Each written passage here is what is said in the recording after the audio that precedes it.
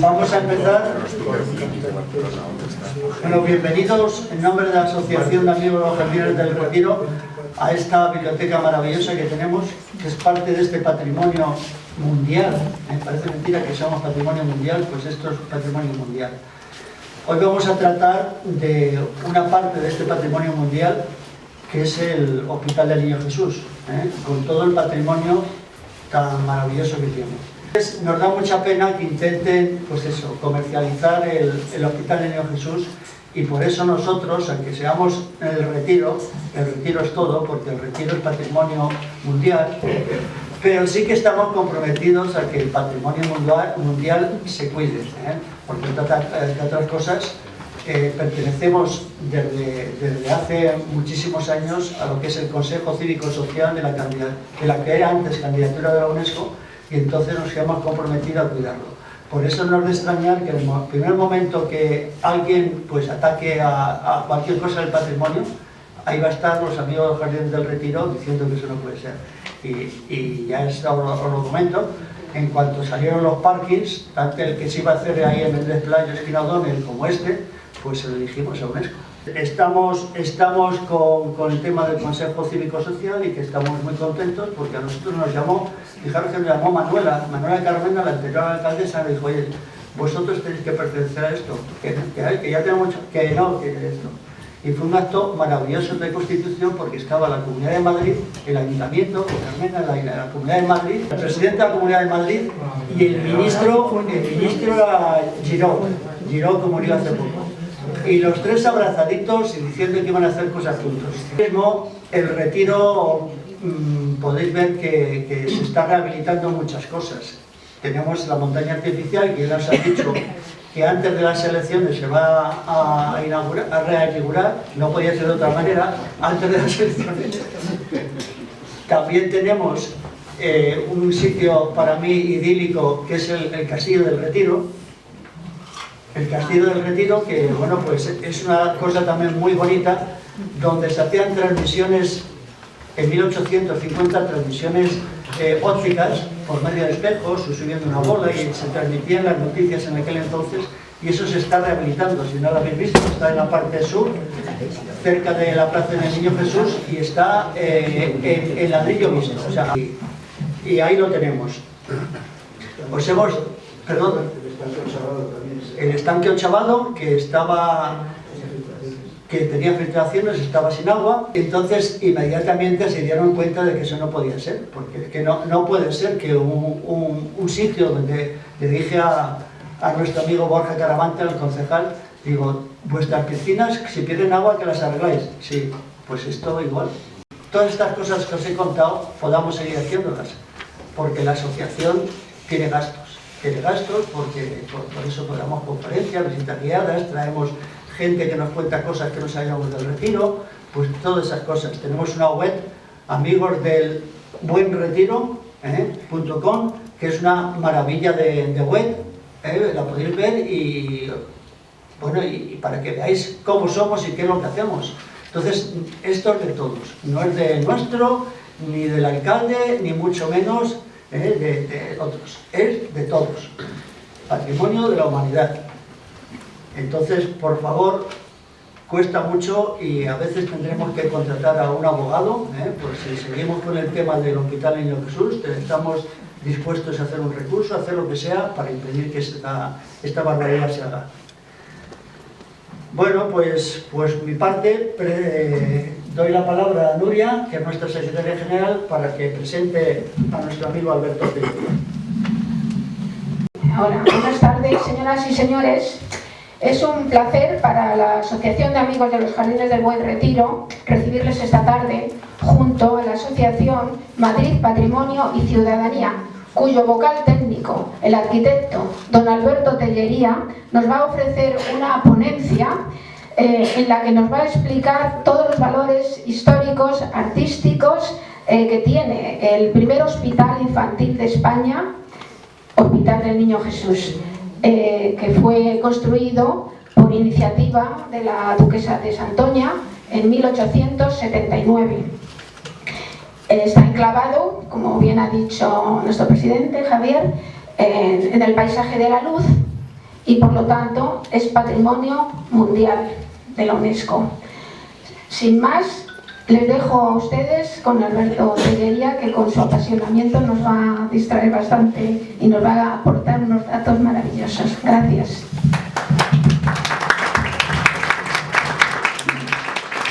Hola, buenas tardes a todos, muchas gracias por asistir a esta conferencia, gracias a la asociación por invitarme.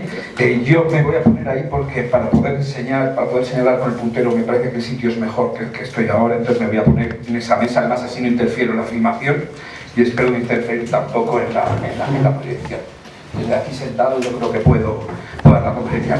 Esta conferencia me ha sido encargada, bueno, pues un poco como todas estas cosas, es un atraco, o sea, realmente he tenido que informarme a fondo sobre la historia de este hospital para poder darla. Y es curioso porque siendo un edificio tan importante y patrimonialmente con muchísimo valor, no hay gran documentación gráfica histórica. Es curioso la ausencia que hay de informaciones, quizá porque los hospitales pues nunca han sido edificios monumentales, no son palacios, quizá porque hay enfermos dentro y no son un tema que normalmente por intimidad o simplemente bueno, incluso por cierta prevención de los fotógrafos, pues no están fotografiados por dentro. Hay una documentación relativamente escasa, pero suficiente como para entender perfectamente el valor que tiene este edificio. Como último apunte, solo decir que yo no cobro, porque ha dicho que las conferencias suponen gastos, pero por lo menos yo no. No sé si hay gastos técnicos y de otro tipo, pero el gasto de conferenciante no es. Y con esto pues ya les voy a dar paso a la conferencia y les voy a ir contando la historia de este hospital. Bueno, el hospital ya se ha dicho, está absolutamente ligado a la figura de esta mujer, a la duquesa Santoña María Carmen Hernández Espinosa de los Monteros, una mujer de la alta burguesía andaluza, granadina, viuda de un militar, pero de un alto nivel de adquisitivo, o sea, estaba bien situada, era propietaria del balneario Lanjarón, con lo cual tenía una fortuna considerable, y que en un momento dado viene a la corte, y en la corte se casa muy tardíamente, segundas nupcias, en el año 73, con el marqués de Manzanedo, una de las grandes fortunas de España. Marqués, no de raigambre, no de antiguo abolengo, marqués de lo que se llamaba la aristocracia del dinero en el siglo XIX, las grandes fortunas que apoyaban a la corona y que a cambio pues recibían títulos nobiliarios. Isabel II le había nombrado en 1866 marqués de Manzanedo y después en 1875 va a recibir el título de duque de Santoña. Eso va a ser ya después de estar casado con esta mujer, con la fundadora, con la futura duquesa de Santoña. Esto es un retrato en el Museo del Prado de Felipe Madrazo, y realmente el retrato ya nos dice una cosa: era una mujer más bien imperativa, con un carácter fuerte sin duda, segura de sí misma, con mucha voluntad de ser admitida por la nobleza tradicional española. Esos títulos obtenidos de dinero la aristocracia tradicional no los recibía de la misma manera, y los dos métodos que tenían de integrarse en la sociedad aristocrática eran el boato, o sea, desprender una riqueza brutal. Para ello, en el mismo año de su boda, nada más casarse, van a comprar este palacio. El antiguo palacio ahora es la Cámara de Comercio. Este palacio está en la esquina de la calle Príncipe con Huertas, y es el palacio del siglo XVII, reformado en el siglo XVIII, con una gran portada, la ven aquí, de Pedro de Rivera, barroca. Ellos van a hacer una segunda puerta similar para la entrada principal, porque van a cambiar toda la distribución interior, y van a encargar unos arquitectos, Antonio Ruiz de Salces, que ha construido el Palacio de Santoña para el duque, y también allí una escuela y un asilo para los niños, pero antes de conocer a su esposa, y lo van a encargar, pues bueno, que a los mejores artistas. Aquí tenemos esta portada magnífica, y van a, por ejemplo, sustituir esa puerta por esta puerta que se conserva, si van aquí a este palacio, está incluso protegida con cristales para que no se estropee, porque ellos van a enriquecer enormemente el edificio. Van a llamar a los mejores artistas decoradores del momento, a pintores como Francisco Sanz Cabot, Javier Vallejo o Manuel Domínguez, para que les pinten los techos, para que hagan las decoraciones. Y tenemos estas fotos, algunas fotos antiguas de cómo era este palacio, con los títulos nobiliarios continuamente, la heráldica del marqués reproducida en todos los sitios, para intentar marcar esa raigambre de que ahora ellos son duques y marqueses. Al ser duques son grandes de España. Esto es porque él había financiado la restauración de Alfonso XII con más de 10 millones de reales, se dice, puso una importante fortuna para la restauración, y nada más llegar al trono el rey Alfonso XII le nombra duque de Santoña. Y, por suerte, este palacio se conserva. Se conserva maravillosamente, como pueden ver. El palacio es una verdadera joya, pero vemos ese boato tremendo. El palacio se va a volver el símbolo de la riqueza en la ciudad de entonces. De hecho, va a ser el palacio al que tienen que superar los demás palacios en este momento. Fíjense qué escalera, esta escalera de mármol. Sabemos, por ejemplo, que los marqueses de Linares, otros aristócratas del dinero, cuando hagan su gran palacio de la plaza de Cibeles, van a visitar este palacio para superarlo en todo. Entonces van a encargar artistas aún más importantes, a un escultor señalado la escalera, y todo lo demás lo van a traer de París para que sea el más alto nivel. Este es el palacio que marca el nivel del boato de la corte, con el que esta marquesa, mediante fiestas, reuniones y tal, esta duquesa de Santoña quiere integrarse en la burguesía, en la aristocracia tradicional. Estos son salones del palacio. Por suerte tenemos esto que se conserva entero y ya vemos qué riqueza desplegaba en todas partes. Algunas de las pinturas que estamos viendo son las que hemos visto en las fotos históricas. Y curiosamente el otro modo de entrar entre esa raigambre, más contraste no se puede ver entre estas dos imágenes. Este es el barrio de Peñuelas, en Madrid. Imagínense, aquí es donde la duquesa va a entrenar el otro método de ser adoptado por la aristocracia, la beneficencia. No voy a decir que ella lo hiciese solo por integrarse en la aristocracia. Las mujeres de su clase estaban todas educadas, muy religiosas en la época, y además todas estaban preparadas para la caridad. Ella era realmente caritativa. Y sabemos que se preocupaba realmente por los niños enfermos, porque tenemos informaciones de que se queja la comida que da en el hospital, que tiene que ser más calidad. Si los médicos no están de guardia, cuando ella aparece, el médico de guardia, bueno, arma una bronca, los llega a despedir. Se mete en todo, o sea, controla hasta el último gasto, pero también busca que tenga la mejor calidad para los niños. O sea, eso no hay duda, pero también para ella era importante este modo de entrar en la aristocracia, porque no es una fundación directa, sino, como podemos ver ahí abajo, dice Real de Alfonso X, por la que se autoriza la recién creada Asociación Nacional para la Fundación y Sostenimiento de Hospitales de Niños en España. Es decir, crean una asociación nacional con otras ramas de la aristocracia para poder establecer por primera vez hospitales infantiles en España.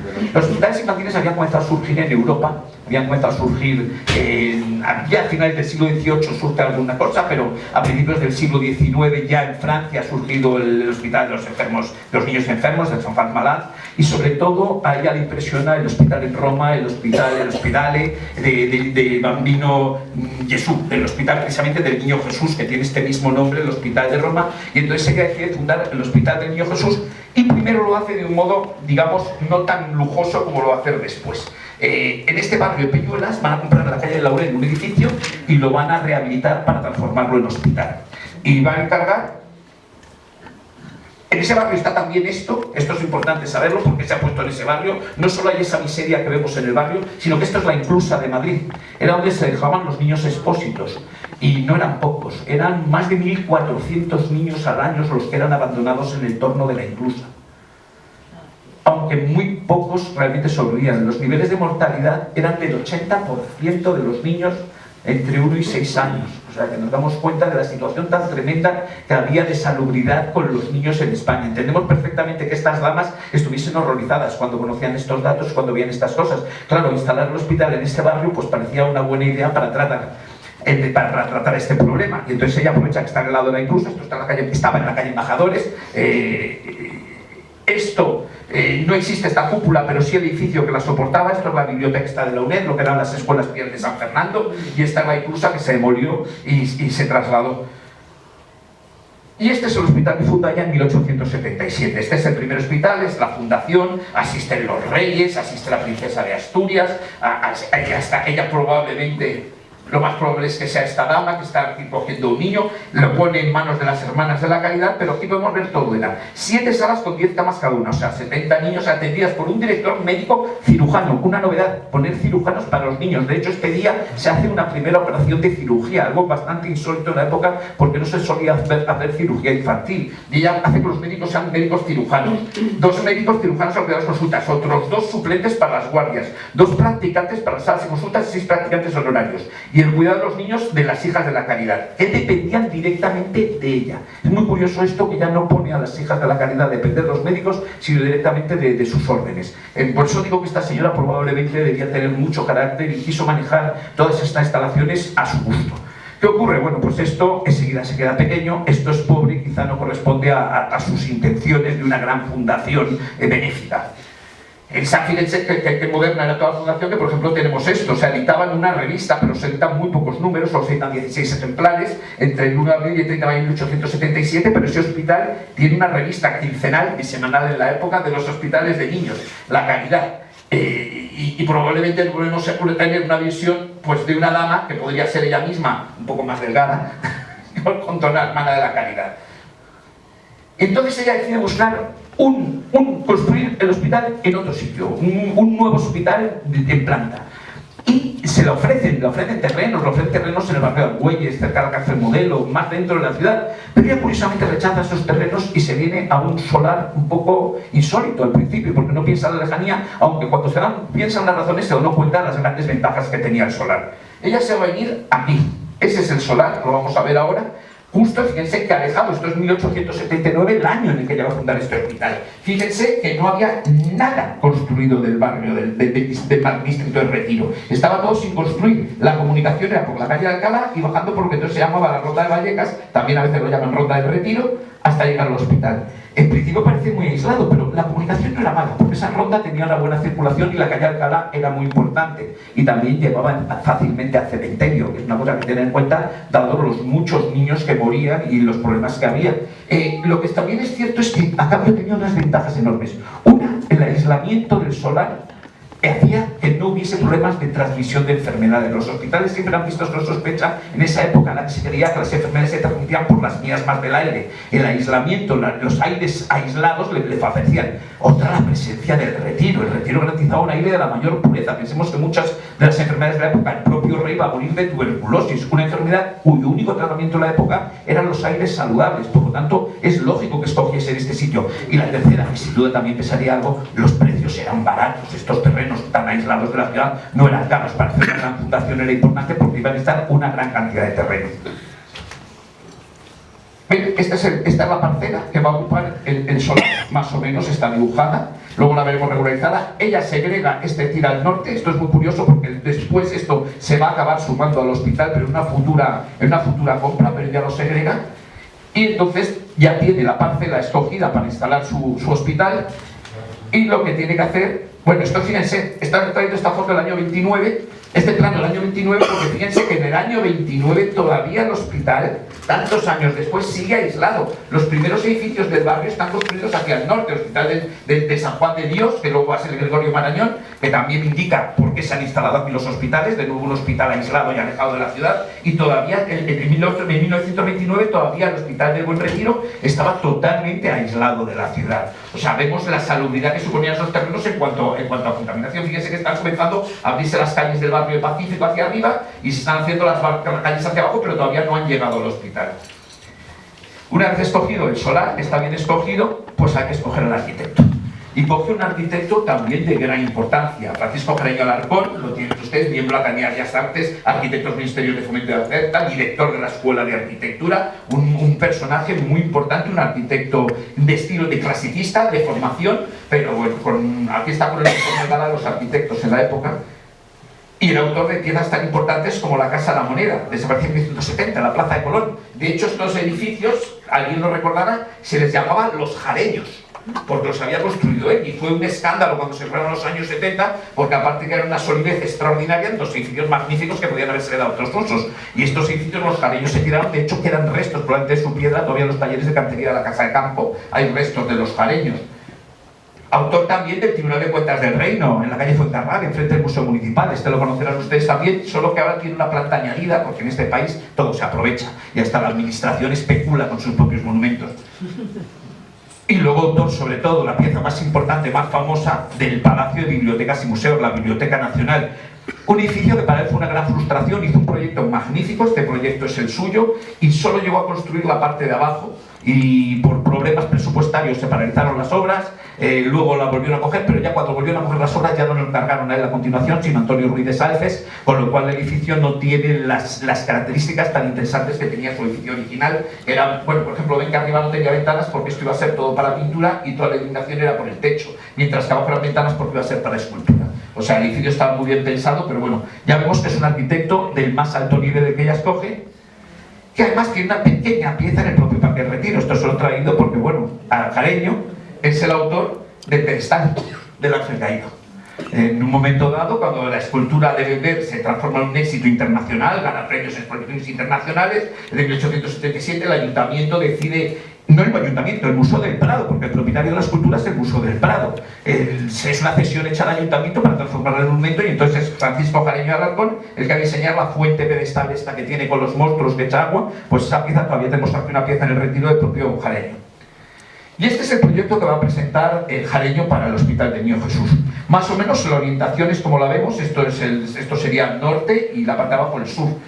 Eso explica muy bien esta distribución. Él plantea un gran edificio central de instalaciones comunes, donde van a estar las consultas, donde va a estar la capilla, donde van a estar otras instalaciones que veremos, y luego una espina que va a ir uniendo pabellones donde los niños van a estar a un lado y las niñas al otro. Entonces los distintos tratamientos de distintos tipos de enfermedades, porque unos pabellones van a ser de oftalmología, otros van a ser otras cosas, pues los niños que estén aquí de pacientes, pues van a estar esto. La entrada, como hay un gran desnivel en la calle, en el centro se va a entrar por una escalinata que se va a abrir la entrada central cogiendo por la calle. Pero la entrada más habitual va a ser por el norte, que tiene esta circulación para los carruajes y que va a generar que al final este acabe siendo el pabellón de portería. Porque este es un proyecto, digamos, ideal de cómo será el edificio cuando esté terminado. Que es muy interesante, que esta solución en espina,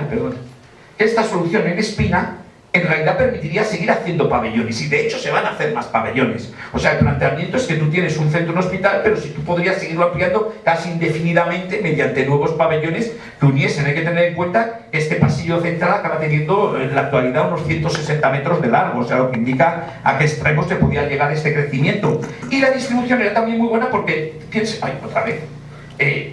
que todas las habitaciones tienen, estos son salas, una única sala a cada lado, con luz del sur, con total soleamiento, todas ellas separadas por patios lo bastante anchos, como los edificios son bajos, para que todos tengan un buen soleamiento, que luego en verano con las persianas se pueden cerrar, se cierran con las contraventanas y tienen luz del norte esas mismas salas. O sea, todas las habitaciones, los dormitorios van a estar muy bien iluminados y muy bien soleados.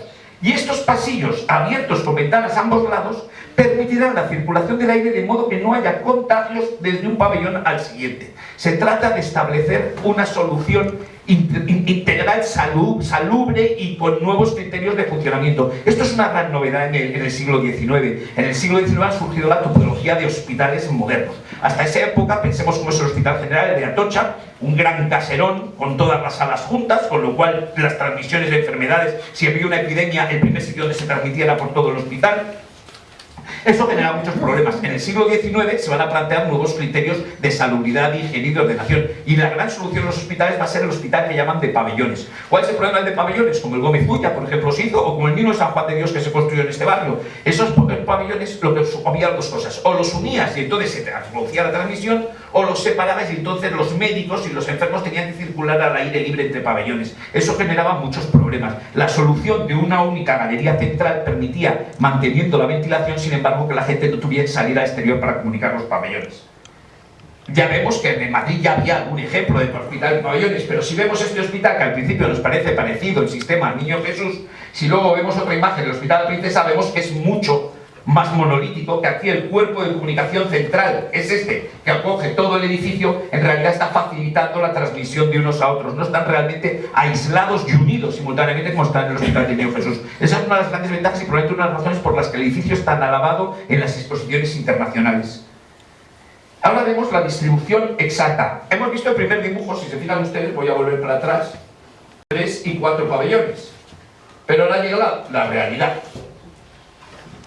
Realmente el presupuesto es el que es. Entonces la primera construcción va a ser el edificio central de servicios comunes, un pabellón, otro pabellón, el cuerpo de portería, que en un futuro estos jardines indican cómo puede ampliarse para tener de nuevo la traza de un pabellón, y el otro cuerpo que vuelve a estar dibujado también con la jardinería para que veamos dónde iría el siguiente pabellón. Es decir, en el momento de construcción realmente el hospital se limita a estos dos pabellones, no va a ser tan amplio y va a sufrir sucesivas ampliaciones. La distribución, bueno, aquí se las puedo explicar un poco. por supuesto la capilla con la sacristía, las consultas externas, todas con entrada directa. Aquí estaban los médicos, estaban los oftalmólogos, estaba el practicante, estaba aquí, los cirujanos. Todos estos eran consultas externas donde la gente podía hacer cola en estos patios para poder entrar y llevar aquí a sus niños el tratamiento. Detrás, este cuerpo central era de servicios. Aquí tenemos una gigantesca cocina con un gran fregadero. Esto es el lavadero de ropa de cama, que es muy importante en la época en los hospitales tener estos lavaderos. Estos son los comedores de las religiosas y los comedores de los médicos que están aquí. La galería que va uniendo, y vamos viendo que aquí lo que tenemos son salas para niñas, salas para niños, cuarto de juegos de recreo, y en el centro están las enfermeras, los lavabos y los comedores de los pacientes. Los niños van a comer en estos pequeños comedores que se ponen en estas uniones. De modo que tenemos unos servicios comunes a cada uno de estos cuerpos y luego unos grandes servicios comunes para el hospital. La planta de arriba, pues vamos a ver que... Uy, perdón. Ay, pero bueno. ¿Qué es esto? Se ha vuelto loco. Yo no he podido apretar tanto. La planta de arriba tenemos de nuevo esa distribución de los dormitorios. Aquí vemos las camas, los niños y las niñas. Aquí tenemos toda la comunidad de religiosas. Está el dormitorio de las religiosas, está su enfermería, está su sala común, su ropero. Esto es la ropa de cama del hospital. Esto es para pacientes distinguidos. El hospital va a tener muy buenos médicos, muy buenos cirujanos, y también hay buenas familias que a veces tienen que atender. Y aunque es importante, y eso lo dice la duquesa, que los niños aquí sean pobres de solidaridad, sean verdaderamente pobres los que acogen el hospital, para que la calidad no se haga con quienes, pero tienen previsto estas cosas. Vemos una cosa interesante. Estos son la cubierta del fregadero y del lavadero, cubiertas de cristal. Esto es un patio de luces. O sea, y este, por ejemplo, esto que tiene tanta luz, esto es el quirófano. En un piso alto con mucha luz, porque pensemos que en la época no existe ni la electricidad, con lo cual iluminar un quirófano era problemático, necesitabas tener mucha luz en los quirófanos. La fachada la va a plantear Jareño, pero curiosamente el plano no lo firma él por ausencia. En su ausencia Jareño lo ha firmado uno de sus ayudantes, está firmado por Esteban Latorre. La fachada va a ser en principio de un estilo intermedio entre el románico, un románico tranquilizante. Esto es lo que llamaban los alemanes el Rundbogenstil, el estilo de los arcos redondos, que se pone muy de moda en construcción además de ladrillo. Ven que todos estos arcos son de medio punto. Ven, estas son las galerías súper abiertas que comunican los pabellones con otros para garantizar la ventilación y la aireación entre un pabellón y otro, y que no haya contagios. Y en el centro va a tener una gran capilla neogótica que va a ser la pieza especial, con una reja que prevé esta puerta, aunque enseguida van a surgir problemas. Fíjense, esta es la construcción, este es el momento de la inauguración. Esta es una imagen tomada a partir de una foto del día de la inauguración. Se inaugura para dar servicio antes de estar acabado el edificio, o sea, vemos que está todavía la capilla, vemos que no está la reja, vemos que todavía hay ciertos desmontes, el desnivel de la calle baja mucho y hay que hacer una gran escalinata para poder alcanzar la capilla en el centro. Eso luego va a tener distintas soluciones porque van a surgir problemas. El primero de todos es que al año siguiente el ayuntamiento decide ensanchar la calle. La calle era muy estrecha, la ronda está de Vallecas, y el ayuntamiento decide de repente que tiene que quitarle todo este trozo al hospital. Por suerte los edificios están retranqueados, pero va a generar que la escalera va a estar fuera. La escalera va a quedar fuera de en la propia calle, va a quedar durante mucho tiempo la escalera de Niño Jesús saliendo dentro de la propia calle por este ensanche de Carlos Coludí, del arquitecto municipal, en 1882. Aquí tenemos otra foto. ¿Ven dónde queda la escalera al final? La escalera va a quedar fuera y aquí es donde se va a instalar la reja, finalmente, porque el edificio se ha quedado. Vean, hay soluciones, luego veremos que algunos de estos elementos se conservan. Por lo visto, la calefacción era mediante glorias, mediante un sistema de calefacción bajo los suelos. Tampoco había unas calefacciones modernas de agua caliente ni de radiadores en ese momento, entonces la calefacción del edificio pues era relativamente precaria. Y ya vemos, bueno, pues cómo el edificio se va acabando en una serie de fotos sucesivas. Aquí ya vemos la foto con... Aquí ya vemos que está puesta la reja, vemos este pabellón de entrada que hemos dicho de carruajes que va a ser el principal, porque aquí se va a construir un cuerpo bajo que va a servir de portería. Vemos lo que les decía, esa escalinata en el centro que interrumpe la fachada. Y bueno, pues como podemos ver también, en efecto, solo hay dos salas de edificios para los pacientes.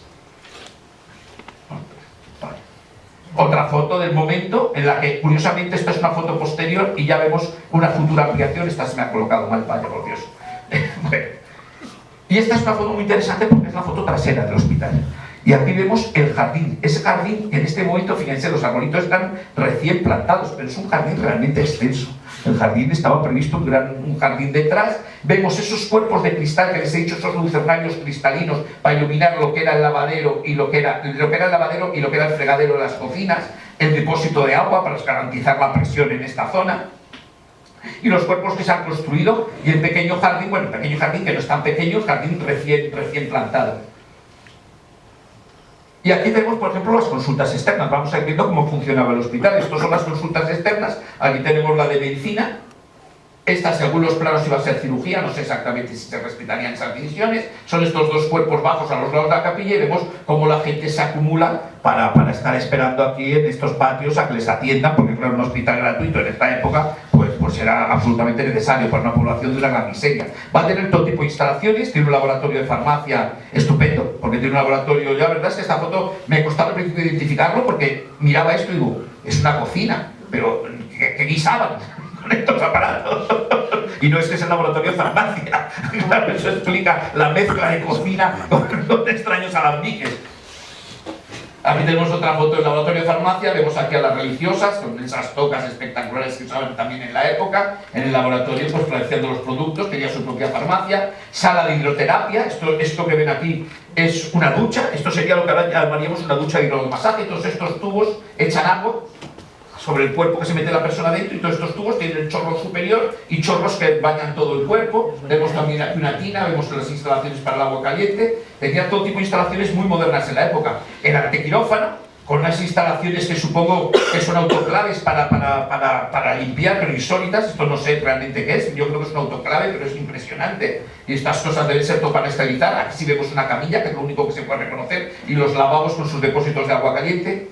El quirófano espectacular, con luz superior más las 3 ventanas que hemos visto. Fíjense que estaba la saja de cristal para que la luz nada lo interrumpa. Y bueno, el quirófano es impresionante. En 1879 este quirófano debía ser la sensación a nivel internacional. Esto es lo que les decía. Aquí vemos el pasillo ese central larguísimo de 160 metros. Y fíjense estas galerías que se abren, estos grandes ventanales, que son muy estrechas para que circule el aire y no puedan ir de unos pabellones al siguiente. Aquí tenemos de nuevo las monjas.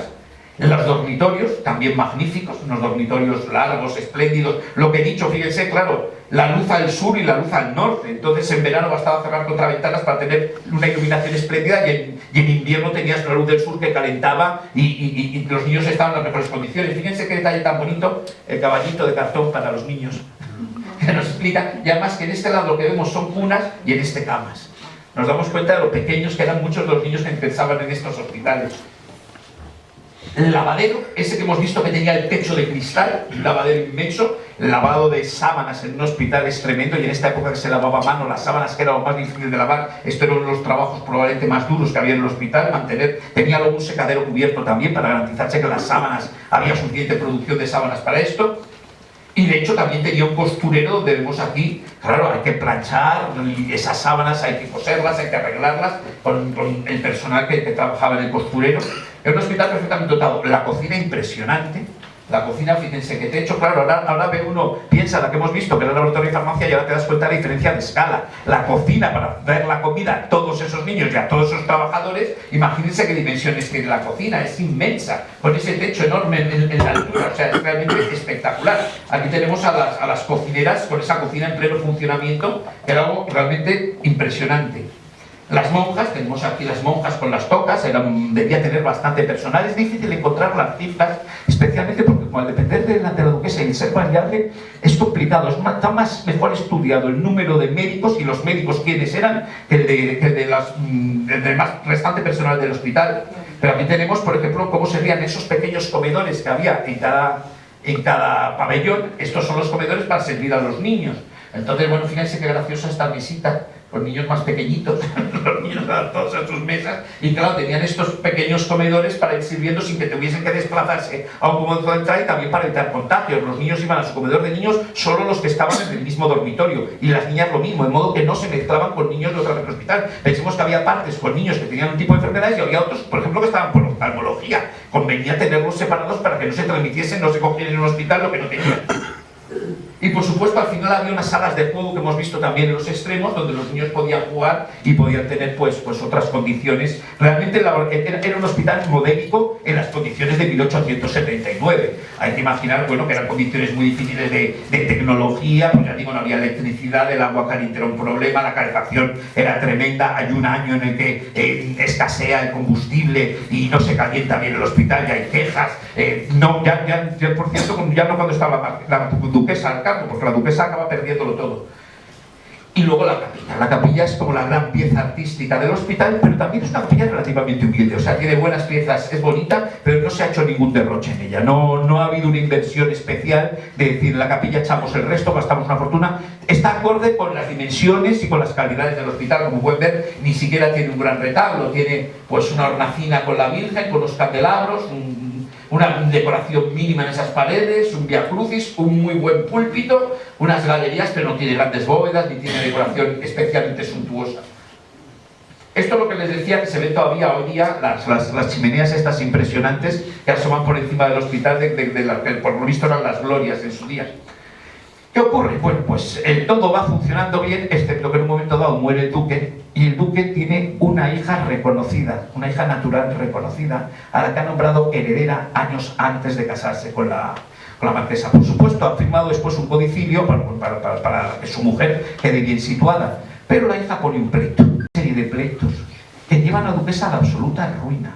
A acabar viviendo ella misma de la beneficencia. La mujer que había sido la mujer más rica de España, porque su marido en un año llega a ser el hombre más rico de España, con una fortuna calculada de más de 2.000 millones de reales en la época, que era una barbaridad, acaba quedando totalmente arruinada. ¿Qué ocurre? Que ella en un momento dado intenta mantener el hospital durante años, pero ya en 1890 se encuentra en una posición muy mala y comienza a plantearse que tiene que vender el hospital, a planchar. La beneficencia pública del Estado no lo acepta. No lo acepta y el Estado se incauta al hospital. Ella intenta pasar los enfermos, los niños, enviarlos al hospital provincial y le dicen que turrú, y entonces el hospital se incauta al Estado y pierde el hospital. Es un tema muy confuso. Realmente aquí sí se nota que ella nunca logró integrarse en la alta sociedad de la época. No lo aceptaron, probablemente por carácter, por sus orígenes, por lo que fuese, no la llegaron a aceptar, porque no tiene la menor ayuda en este momento. Es todos, aun siendo su rival una hija natural que no estaba bien vista en el momento, nadie la apoya, realmente ella lo pierde todo. En un momento dado pide que se le pasen los muebles, los cuadros que ha puesto ya en el hospital, que son suyos, al parecer tampoco lo obtiene. Los acaba legando al propio hospital en su testamento, y por eso el hospital todavía conserva una colección artística, pero la verdad es que es una historia turbia y confusa, porque además es increíble, ella tenía una gran fortuna todavía, a pesar de la separación, a pesar de los pleitos, y lo pierde todo, y es un tema que nunca ha quedado claro. Ella tenía un carácter muy fuerte, probablemente siguió viviendo con mucho guato, con un guato que ya no se podía permitir, y el final, bueno, la echan hasta de su palacio, ese palacio de la calle Príncipe, pues la echan en 1890 y curiosamente con una orden de Canalejas, y lo compra Canalejas. Estas cosas, por eso digo que todo parece más bien turbio, la muerte, pero bueno, el hospital entonces va a pasar a la beneficencia pública, va a pasar por fin al Estado en este momento. Y lo primero que se plantea al Estado también es incorporar un asilo, sumarlo al hospital. Había un asilo que llevaba rondando desde hacía muchos años, el asilo de San Sebastián, que se había planteado construir en varios sitios, que nunca se construía, y entonces se decidió unificar con el hospital. Este es el plano, esta es la parcela al norte del hospital de Niño Jesús. Digamos que el Niño Jesús estaría aquí justo debajo.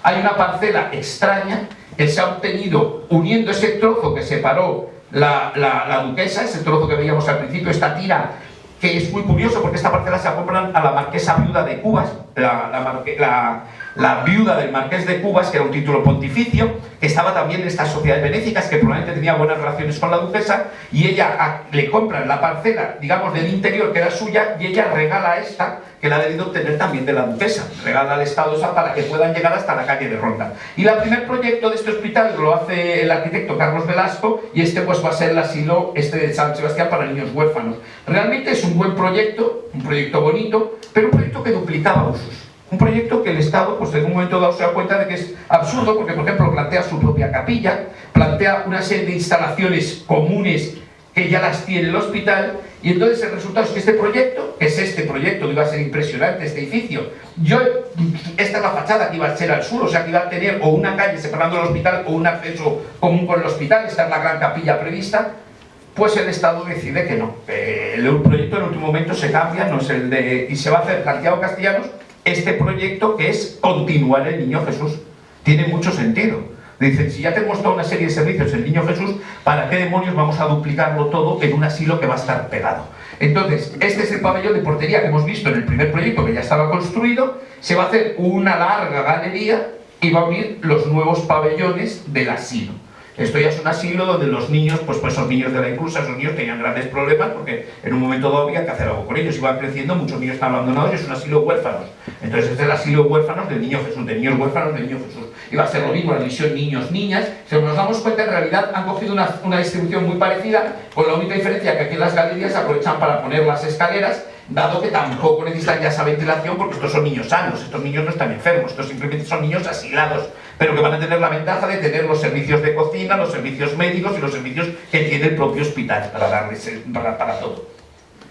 Esta es la imagen de la colocación de la primera piedra de ese asilo en 1901, tenemos todavía a Alfonso XIII, justo el año anterior a comenzar a reinar, tiene aquí 15 años, Alfonso XIII, y entonces está con su madre María Cristina, que están las autoridades esperando. Esta es la escalinata que salía desde la calle y llevaba hasta el Hospital Niño Jesús. Esta es la capilla del Niño Jesús, como lo vemos, y bueno, esta es la colocación de la primera piedra de ese asilo. Y a partir de entonces todo es muy confuso, porque hay continuas ampliaciones del edificio, intervenciones, pero las fechas no encajan. Unos autores dicen 1912 se hace una gran ampliación, otros dicen 1919, sabemos que en 1919 desde luego hay una ampliación porque hay una inauguración de la reina. La reina va a visitar, está la doña Victoria, o sea, en 1906 Alfonso XIII se va a casar, la reina Victoria va a ser su mujer y va a hacer continuas visitas a este hospital. Es una cosa, hay muchísima información gráfica de sus visitas a este hospital. Ella, como buena inglesa, consideraba parte de su deber de reina hacer estas labores y lo cumplía a rajatabla. Por eso esta mujer sufrió una gran decepción cuando la expulsaron los españoles y se dio cuenta de que ella no había ganado el cariño a pesar de todas estas visitas de caridad que hacía. Yo creo que no era el momento en que la gente comenzaba a estar un poco harta de caridad y comenzaba a pedir derechos más que caridad. Y aquí tenemos la inauguración de los nuevos pabellones del Niño Jesús, que a lo que yo entiendo es este cuerpo.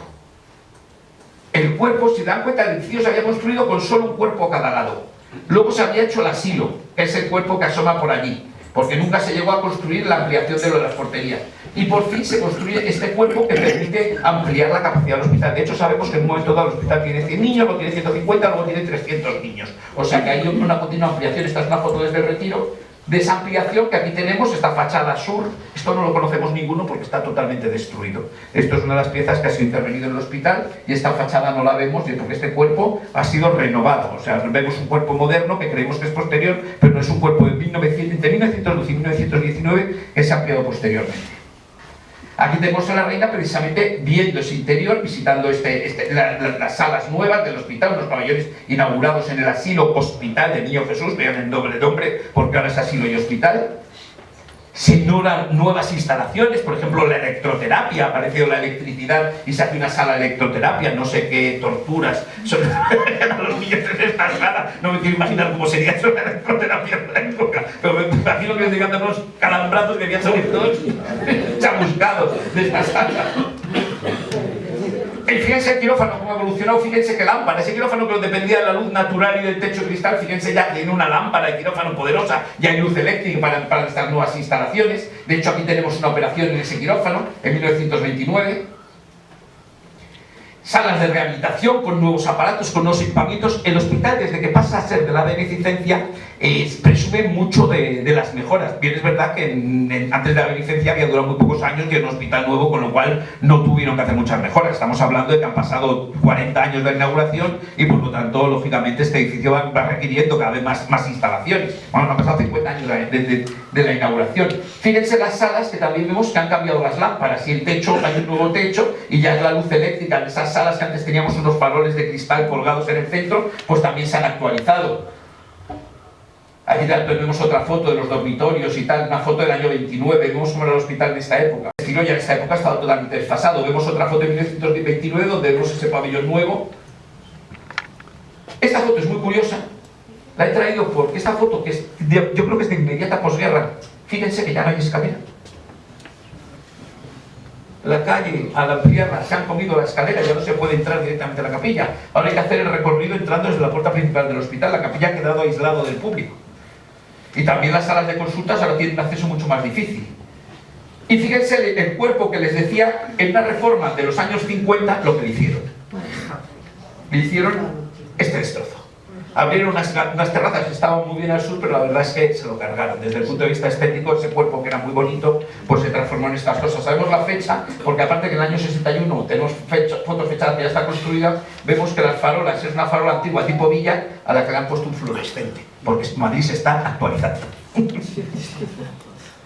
En el año 79 se celebra el centenario, se emite un sello del Hospital Niño Jesús, y hay que decir que en este momento ya está incoado como bien de interés cultural. En el año 77 se hace una incoación masiva, se hace una lista de edificios de valor que deben ser protegidos como bienes de interés cultural, y el Hospital de Niño Jesús es uno de esos edificios que está en esa lista. Entonces, en este momento, cuando cumple el centenario, el príncipe de Asturias, en aquel momento, Felipe VI en la actualidad, era el presidente de honor del hospital, y bueno, pues se celebra el centenario emitiendo un sello, y ya digo que en este momento ya está incoado como bien de interés cultural.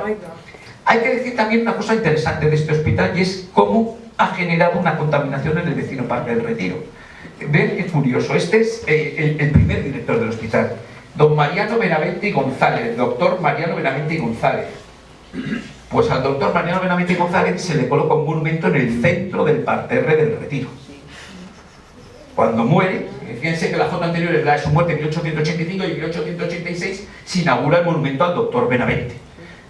Claro, la cercanía hace que los monumentos se colocan siempre cerca. El monumento al doctor Rubio está en el Parque del Oeste porque el Instituto Rubio estaba pegado al Parque del Oeste. Los monumentos a los pediatras que trabajan en el Hospital de Niño Jesús van a estar en el hospital. Esto va a explicar también por qué hay tantos pediatras en este parque. Hay muchos monumentos a pediatras. Este monumento va a tener una historia. Esta era la frase que ponía, una frase en el pedestal original ponía esto: medicación sencilla, amor materno devuelve la salud al niño enfermo. Era una frase del doctor, un poemita, y lógicamente escribía poemas porque su hijo es Jacinto Benavente. Y aquí lo vemos junto al monumento a su padre. El premio Nobel de Literatura en el autor teatral, aquí está, junto al monumento a su padre, en una foto de 1912. Pues bueno, la verdad es que una vez muerto este hombre, tuvieron el mal gusto de quitar el monumento a su padre, arrinconarlo a un lateral, que es como está ahora el doctor Benavente, y poner en su lugar el monumento a Jacinto Benavente. Yo no creo que a Jacinto le hubiese gustado. A don Jacinto, eso de que te quiten un monumento a tu padre, que has estado allí, y que te pongan el tuyo, sinceramente, alguien debía haber pensado que era poco sensible. Quizá el monumento del Jacinto al doctor Benavente era demasiado pequeño para ese sitio, pensaron que uno más monumental como este quedaba mejor, de acuerdo, pero es bastante duro que sea el del hijo el que sustituya al padre.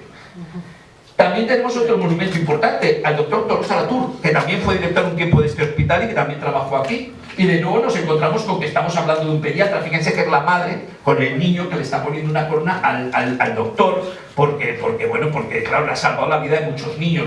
Los médicos de niños eran absolutamente populares. Podemos imaginar en aquella época, con tantas enfermedades, un nivel de mortalidad infantil tan espantoso, lo que debía ser un médico que te salvaba la vida de un hijo. Era algo fundamental, por lo cual, pues estos monumentos se sufragaban muchas veces por estación popular, y realmente se levantaban todos. Aquí lo tenemos de nuevo en este dibujo, y con esto es el momento de la inauguración, el monumento de Hortels. Este se conserva en su sitio y está en buenas condiciones. Vemos aquí que Tolosa Latour fue director del hospital, y que esta revista la editaba el hospital, La Madre y el Niño. Es una revista de higiene, y tal director doctor Tolosa Latour, médico del Hospital del Niño Jesús, miembro fundador de la Sociedad Española de Higiene. He traído esta revista porque hemos visto que al principio había una revista de la caridad que editaba. El hospital siempre va a estar ligado a revistas pediátricas. Va a ser de las primeras, porque además va a ser el pionero de la pediatría en España, y va a ser fundamental en el desarrollo de la pediatría en España. El Hospital del Niño Jesús, centrado exclusivamente en niños, va a tener una importancia enorme en esto, y va a generar muchas revistas y muchos temas de pediatría. Y he traído una cosa bastante curiosa de publicar en esta revista. A ver. Estoy dando lo que no es. Esto sí me llamó mucho la atención, porque yo no me imaginaba que en esta época pasasen estas cosas. Necrológica de Martina Castells de Constatí, doctor en medicina y cirugía. Doctor, no doctora, todavía es curioso que no la llamasen doctora cuando había doctoras de la iglesia como la Santa Teresa, pero la llaman doctor. Curiosamente os he entendido. Pero es que estamos hablando de una mujer que muere en 1884. Y es no solo médico, sino doctor. Esta frase dice, doctorado en medicina disertando acerca, el doctorado lo tuvo disertando acerca de la educación física, moral e intelectual que debe darse a la mujer para que ésta contribuya en grado máximo a la perfección y dicha de la humanidad. Es muy curioso, pero fíjense que curioso, murió muy joven, es una mujer que desaparece enseguida. Bueno, ahí se ve la imagen de la necrológica, lo joven que era, y tenía 20 y tantos años, pero realmente es sorprendente ver que las mujeres ya estaban en este momento entrando en la medicina, y lógicamente tenemos que pensar que en la pediátrica pues tenía mucho que decir. Otros monumentos de doctores que tuvieron alguna relación o no con el hospital, pero que si eran pediatras importantes, pues también tenemos el Parque del Retiro, al doctor Cortés de Miguel Ay, al doctor Pulido. Este es muy curioso porque el monumento es muy tardío, pero el busto se hizo en 1921 por el mismo escultor, y en el año 54, cuando hacen el monumento, hacen una copia del busto y le colocan esta figura también de la madre, siempre madres y niños. Vemos cómo la pediatría ha invadido el parque, o sea, el Parque del Retiro tiene una doble contaminación con este edificio, pues por la cercanía, pero también por lo que ha supuesto. Y ahora vamos a ver, pues bueno, cosas que ha tenido este edificio. Vamos a ver su estado actual más o menos, en lo que he podido, en lo que se puede ver. El hospital no es un lugar para ir a tomar fotos, pero bueno, aquí vemos, por ejemplo, si vemos esta foto de la entrada actual, esta era la separación, que esto ha crecido con un cuerpo trasero. Esta era la entrada, que a este lado era el asilo y a este lado era el hospital. Si girabas hacia un lado, hacia el asilo, y al otro hacia el hospital. Si vemos estas fotos antiguas, vemos, por ejemplo, que hemos perdido ese escudo, un escudo real. Probablemente durante la República ese escudo se quitaría. Este ha sido el Hospital del Niño Jesús, y vemos cómo ese escudo se ha perdido. Aunque tengo mis dudas por una razón, porque yo tengo fechada esta foto como de posguerra. Si nos damos cuenta, ya son enfermeras, no son monjas. Pero puede ser una foto de anteguerra, porque muchas de estas fotos están mal fechadas, son de archivos de fotógrafos de Santos Lluvero, que tienen muchas fotos y no todas están bien fechadas, con lo cual quizás sea una foto de anteguerra. Vean aquí que se ven muy bien las galerías. Fíjense cómo se ven las ventanas del otro lado, ese punto súper estrecho que permite la ventilación para aislar el hospital. Este es el cuerpo de consulta y este es el cuerpo de la capilla. La capilla, que es la pieza máxima del hospital y que se conserva estupendamente. Vemos la foto exterior. Esta es una foto, relativamente moderna, esta es del Colegio de Arquitectos. La he sacado porque los árboles han crecido y cada vez la están tapando más, pero bueno, en realidad vemos que la capilla no ha tenido grandes cambios. Les voy a dar un disgusto, no es tan neomudéjar como se dice. Porque todo el mundo habla de la capilla, que la capilla es la primera muestra del neomudéjarismo de Jareño, que Jareño absorbe el mudejarismo, que abandona su clasicismo para hacer neomudejarismo, que, bueno, realmente esta capilla, si volvemos a la imagen anterior, Mudéjar tiene, pues mire, estos elementos, que estos son paños de cerca, y este arquito. Estos son arquitos lombardos que no tienen nada que ver con el mudéjar, esto es neorrománico y todo esto. Y estos arcos de medio punto pues tampoco tienen nada que ver con el mudéjar, esto todo es románico. Con lo cual realmente esto es lo único que realmente es mudéjar. Este arquito polilobulado y estos dibujos de seta. Voy a explicar por qué. En Madrid hay una cierta confusión de que últimamente a todo lo que es de ladrillo se le llama neomudéjar. El neomudéjar no es que sea de ladrillo, porque eso es latericio, no neomudéjar. El neomudéjar es que reproduce el estilo mudéjar. ¿Y qué es el estilo mudéjar? En España tiene la singularidad de que con la Reconquista quedan muchos árabes adarifes que trabajaban muy bien constructores en el territorio cristiano. Y los cristianos les encargan que construyan iglesias y edificios de tipologías cristianas, y ellos las construyen con sus técnicas tradicionales. Entonces hacen el ladrillo, pero con un dibujo que ustedes, si se fijan, este es el dibujo que adorna la giralda, los dibujos de ladrillo. O sea que estos dibujos de rombos ellos los vienen del mudéjar. Hacen arcos de herradura puntados, hacen arcos polilobulados, hacen arcos entrelazados, todo elementos de la construcción árabe. Ponen techos de lacería de madera con dibujos, usan mocárabes. Es decir, es un edificio que curiosamente estamos en una iglesia, muchas veces es una iglesia cristiana, casi gótica en su distribución, pero con un montón de detalles artísticos, decorativos de estilo árabe. Eso es lo que caracteriza al mudéjar, no el uso del ladrillo. Solo el ladrillo se usa en los países bálticos y hay gótico, en Europa el ladrillo. Este es el estilo. Entonces, bueno, digamos que en el Hospital del Niño Jesús hay un poquito de mudéjar, pero no mucho. Se ha insistido mucho en la variedad. Eso no quiere decir que tenga menos valor, es una fachada magnífica, con toques neomudéjares. El interior de la capilla, por ejemplo, ya no tiene nada de mudéjarismo. Y he puesto, esta es una foto del estado actual de esta capilla, y he puesto también algunas fotos aquí para ver pequeñas variantes que tenemos. Fíjense qué curioso, en la foto más antigua que tenemos, del momento de la inauguración, la decoración de esto era distinta. Aquí había una cenefa, que ya no tiene. En cambio, las paredes no tenían decoración de ningún tipo, sino que simulaban ser de piedra, y ahora están completamente decoradas. No sé en qué fecha se realizó la decoración de esta capilla. No está mal hecha, es bonita. La verdad es que es una intervención interesante, pero tendrá que ser, yo pienso, Quizá cuando lo cogió la beneficencia, quizá cuando hicieron algunas de esas ampliaciones, porque es raro que nadie haga estas decoraciones a partir de los años 20, no era un estilo que se llevase, con lo cual yo imagino que estas decoraciones deben ser esas ampliaciones cuando lo coge el cuerpo de beneficencia, en alguna reparación de la capilla, pues la enriquecieron con algunos elementos. Curiosamente, vean, esto sí lo tenemos esta decoración de arquerías aquí, que se conserva, esta pequeña arquería gótica, y fíjense que ahora tiene una cereza decorativa debajo, que aquí no tiene en la foto antigua. Sin embargo, los candelabros y el altar sí es el mismo. Han perdido los ciriales estos impresionantes que le daban esta belleza, la verdad es que era muy bonito. En cambio, por ejemplo, han aparecido aquí una gloria de querubines y de ángeles que aquí no tenía.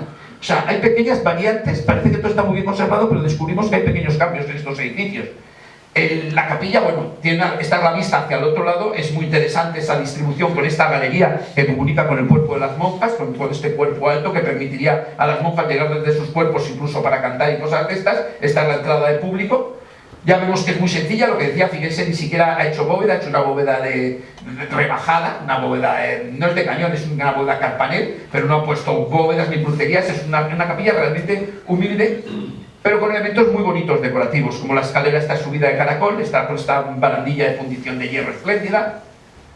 Aquí tenemos, por ejemplo, que se ven esas vidrieras magníficas de la Casa Mayer, una casa de Múnich y Londres, que es la autora de muchas vidrieras del siglo XIX en España, hasta que en España vuelve a surgir el arte de la vidriería con la restauración de la Catedral de León. Realmente no hay producciones, y luego ya cuando llega la Casa Paulillea, que abre en Madrid, ya todas las vidrieras van a ser de esas, pero hasta entonces normalmente se encargan a la Casa Mayer de Múnich, de San Francisco el Grande, y de muchas iglesias de ese momento se encargan a la Casa Mayer. Bueno, pues la Capilla del Niño Jesús tiene unas muy buenas vidrieras de ese periodo, vidrieras neogóticas pero espléndidas, que además reproducen el ciclo de la infancia del Niño Jesús, porque lógicamente es el Hospital del Niño Jesús, por lo tanto tiene toda la lógica lo que están reproduciendo. Conservamos maravillosamente el púlpito, esto es la foto histórica que les he enseñado antes y esta es en la actualidad, está perfectamente el púlpito. Conservamos también todo este Via Crucis que regaló la duquesa, tallado en madera, está aquí en la foto histórica. Este retablo en cambio ha desaparecido, por ejemplo, ese retablo ya no está. Había muchos cuadros que donó la duquesa, muchos cuadros, 150 cuadros por lo menos. Es un tema confuso porque en el momento pide que se los devuelvan, pero luego parece que su testamento están en el hospital y los deja al hospital. Y bueno, muchos de esos cuadros pues no sabemos muy bien cuáles eran ni cuáles no eran, pero muchos se conservan realmente. O sea, en la actualidad hay muchas piezas artísticas, y por ejemplo estos dos que los hemos visto en una foto de antes de la guerra. Estas son fotos de antes de la guerra de dos cuadros que están en el Hospital de Niño Jesús, y aquí los tenemos después de la guerra restaurados en el año 2002 y en el 2003, estos cuadros anónimos de caballeros de la Orden de Santiago, en concreto, porque lleva ahí la Cruz de Santiago. Tenemos también este cuadro restaurado en 1993, Antonio Castrejón, hay otros cuadros de Antonio Castrejón. Este se ha restaurado en 2004 porque este fue el que robaron en 2003. Lo robaron y hicieron un destrozo. Sí, este está en la iglesia y entonces lo robaron, pero además, como de costumbre del ladrón, pues era un bruto. Cortó el cuadro por el borde y lo plegó. Con lo cual, cuando se rompieron unos meses después, todo el cuadro estaba plegado. Imagínense un lienzo tan antiguo con un óleo seco plegado, pues todos los sitios donde plegó se había saltado la pintura, el cuadro parecía un puzzle, estaba todo dividido en trocitos así. Entonces ha tenido una restauración complicada, pero ha recuperado su belleza. Es una pieza más importante porque en Juan de Roderas tenemos muy pocas piezas de este periodo y es un cuadro de gran calidad. Y de hecho, por ejemplo, esta es la sala de protocolo del hospital y vemos que está decorada con muchísimos cuadros. Yo no tengo el inventario de lo que hay, pero por lo visto todavía conservan muchas piezas este hospital de estos tesoros artísticos, que por desgracia, pues eso, están en la sala de protocolo o están en salas donde el público no puede verlos. Esa es una de esas cosas que en estos edificios quizá habría que plantearse por lo menos una exposición para que podamos ver lo que hay. Es una de esas cosas que, dado que esto está en el patrimonio mundial, pues habría que plantear que a lo mejor el Consejo Cívico plantee una exposición de las piezas artísticas del hospital y que las saquen de ahí y las podamos ver los ciudadanos. Ahora voy a ponerles una secuencia curiosa que es una foto aérea del hospital. He intentado que las fotos aéreas me queden iguales y vemos aquí en 1927 que es la primera foto aérea que tenemos. Esta foto se hace para hacer un plano en el 29 y es una foto que nos dice muchas cosas. Miren, este es el cuerpo al sur que luego reformaron y que está construido en 1912. Pero ¿recuerdan ustedes que el asilo tenía 3 pabellones? Pues no, solo se construyó uno. No llegaba el presupuesto para más, o sea que el asilo en realidad era muy pequeñito. Estaba previsto por 3 pabellones y se acabó siendo solo este. Este es el cuerpo de portería, la gran galería de comunicación. Vemos que más o menos está todo. Aquí no se ve muy bien, pero tiene que haber por aquí un cuerpo de infecciosos y aquí hay un cuerpo lateral. El cuerpo infeccioso se creó tardíamente para las enfermedades agudas poder separarlos y aislarlos de los más enfermos. A raíz de ese dibujo, de esa foto, se hace este plano. Este es el plano que se obtiene de eso, donde podemos ver más o menos cómo estaba el hospital en el momento. Vemos que este pabellón se ha hecho un cuerpo bajo aquí delante, pero no se ha hecho el cuerpo trasero. Ahora esto está construido también, esta es la recepción actual. Vemos aquí que está la huella de dónde está previsto el siguiente cuerpo, que en efecto lo hemos visto en la foto anterior. Este es el pabellón de infecciosos que no veíamos. Y bueno, vemos aquí cómo estaba el hospital. Y vamos a ir viendo sucesivas fotos de lo que va pasando. Esta es la foto de 1946 donde no hay cambios. En 1946 acaba de terminar la guerra, obviamente no hay presupuesto y el hospital sigue idéntico. Esta es la foto de 1956, vamos viendo siempre el jardín, donde quizá ya aparezca esto y este cuerpo ya ha debido ser reformado o estará a punto de ser reformado. Las fotos tienen muy mala calidad las primeras, pero van a ir mejorando. Ven aquí ya resulta que ya se ha construido el segundo cuerpo ese previsto, pero ya se ha hecho sin tener en cuenta el diseño original del edificio. Se ha hecho de una manera distinta, al igual que este. Todavía tenemos todo el jardín libre, la parte trasera y los jardines intermedios del hospital. En 1961-67... ¿Qué pasó de foto? No. A ver, está en 1961-67, sí. En 1975 comienzan a pasar cosas espantosas. Se muere Franco. Ya comienzan a surgir los cuerpos añadidos al hospital que sinceramente van a ir distorsionando su imagen porque no se tiene en cuenta para nada el valor histórico y artístico. Es verdad que en este momento esta arquitectura estaba muy mal considerada, en este momento todavía se consideraba, pero muy poco después, en 1977 ya va a ser considerado monumento, con lo cual están cambiando las sensibilidades. En 1980, y ya en este momento está encuadrado como bien de interés cultural, fíjense, todavía se conserva la mayor parte del jardín, aunque ya han surgido estos edificios que lo van devorando. Pero fíjense aquí que ya ha surgido un edificio provisional, un edificio prefabricado, que ya ocupa el hospital, el cuerpo, en 1991. A pesar de que en este momento ya estamos hablando de un edificio que está a punto de ser declarado BIC. Ya no solo está encuadrado, sino en el año 95 se declara BIC, con esa declaración que todos sabemos que coge todo el hospital, todo es BIC, incluidos los jardines, y zona de entorno de BIC, toda la manzana. O sea que es una declaración muy ambiciosa que protege todo el conjunto, pero que yo creo que en muchas ocasiones en España nunca se ha tenido en cuenta a la hora de intervenir este hospital. Desde Sanidad nunca han pensado que están en un edificio histórico-artístico. Siempre han atendido las necesidades pediátricas, las necesidades hospitalarias, que es, por supuesto, imprescindible en un hospital, eso es fundamental, pero que siempre se puede hacer también con cierta sensibilidad a donde al sitio en el que estás trabajando. Pues en este caso no se ha hecho. En 1999 tenemos, bueno, pues ya fíjense lo poquito que queda de jardín, está devorado por sucesivas construcciones. En 2006, en 2010, este edificio encima se va degradando. Aquí lo tiran y ya todo se transforma en un aparcamiento. Es todo un rockshop de 2013. ¿Por qué no se mueve? En 2021, esta es la última foto que les traigo, donde vemos que, bueno, en realidad se ha transformado todo ese edificio. Tras demolerlo, no se ha recuperado el jardín, se ha transformado en un aparcamiento y está totalmente bastardeado el edificio con añadidos, instalaciones y construcciones diversas, desde la casa de Ronald McDonald a los edificios que ahora tienen que demoler. Esto es el 2021, cuando se declara ese mismo año, esto se declara Patrimonio Mundial. La declaración es graciosa porque el plano hicieron la línea y luego pusieron como un añadidito.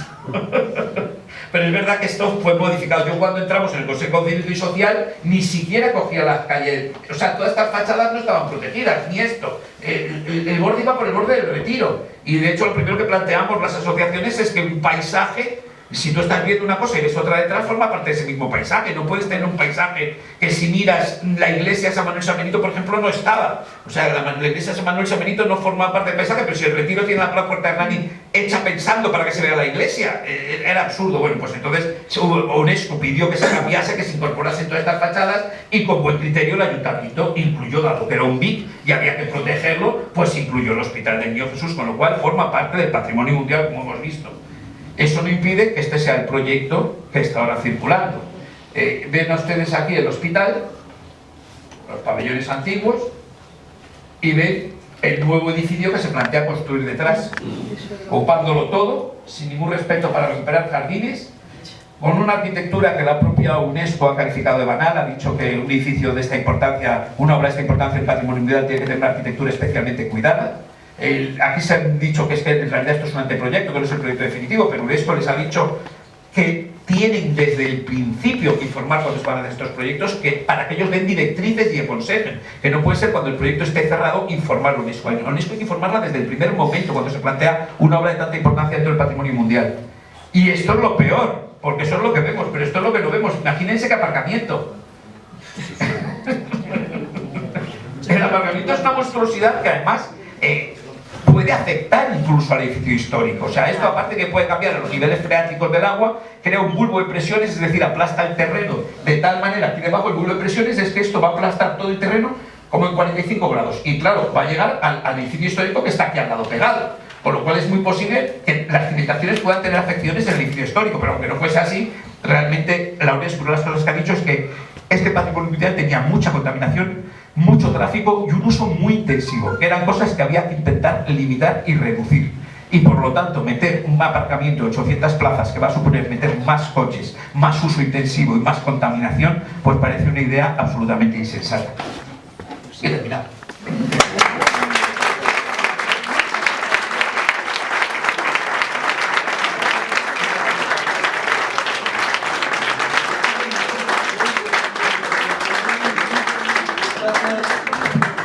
Gracias, Alberto. Si tenéis alguna pregunta, por favor. No. Aquí también está por aquí José María, de la asociación Retiro Norte, Vecinal Retiro Norte, que lleva el tema este del Niño Jesús muy bien. Y bueno, cualquiera que quiera intervenir, ¿alguna pregunta? Sí. Bueno, las consecuencias, un poco la situación como está ahora mismo, es que se recibió una carta de UNESCO a través de la agencia que ellos utilizan, que es ICOMOS, y en la carta, esta es la que ha salido en prensa, en los medios, en la que dice que es desmesurado el número de plazas y que el diseño arquitectónico tiene que replantearse. Nosotros desde la asociación estamos planteando una solución ahora que está demolido el edificio que se estaba construyendo y se quedó congelado, que estaba en ruina, es tratar sobre la huella de ese edificio, hacer la ampliación que necesita el hospital y recuperar de una vez los jardines protegidos y seguir las recomendaciones de UNESCO y las que pretendemos también en la asociación de eliminar las plazas de aparcamiento que no son necesarias. UNESCO dice que para profesionales que usan el hospital, que se favorezca el uso, se incentive el uso del transporte público. Hay 8 líneas de autobuses y 2 de metro. Se utilice exclusivamente aparcamiento para las plazas que son estrictamente necesarias y además deben de ser verificadas esa necesidad, con lo cual serían plazas de urgencia, que no se utilice en ningún caso para personas ajenas al hospital. Eso es lo que quiere decir cuando dice que son desmesuradas las plazas, con lo cual de las 808 plazas pues estamos calculando que no más de 50 o 100 podrían quedar. Además, no se ha mencionado que cuando se alega de que son necesarias las plazas para los padres que acuden con los niños al hospital, ahora mismo delante del aparcamiento de urgencias del hospital hay una escuela privada que, si sois vecinos, pues están buzoneando en la zona. Son plazas de pago de entre 300 y 700 euros mensuales. Por tanto, es una escuela privada que tiene su propio aparcamiento, sus propios jardines y ocupan el espacio de aparcamiento de urgencia. Esas son las plazas que habría que recuperar y ahora mismo pues está sirviendo para que en espacio público una empresa privada haga un negocio. Entonces, dentro de la situación ahora mismo actual, es que la Comunidad de Madrid, que es la titular del bien, tiene que decidir qué hacer. O bien cambiar el proyecto siguiendo las instrucciones de ICOMOS, o bien ICOMOS y UNESCO, en definitiva, podría optar por quitar el galardón que otorgó al Paisaje de la Luz de Patrimonio Mundial. Esa es la disyuntiva que tiene ahora mismo la Comunidad de Madrid. Sí, quería hacer un comentario en relación con las fotografías estas que has puesto comparando las que estaban las enfermeras con el edificio actualmente. Evidentemente el escudo de arriba hace pensar que puede ser anterior a la contienda civil, pero una tía mía que nació en el año 1918 estudió enfermería y ha estado trabajando aquí hasta que se jubiló.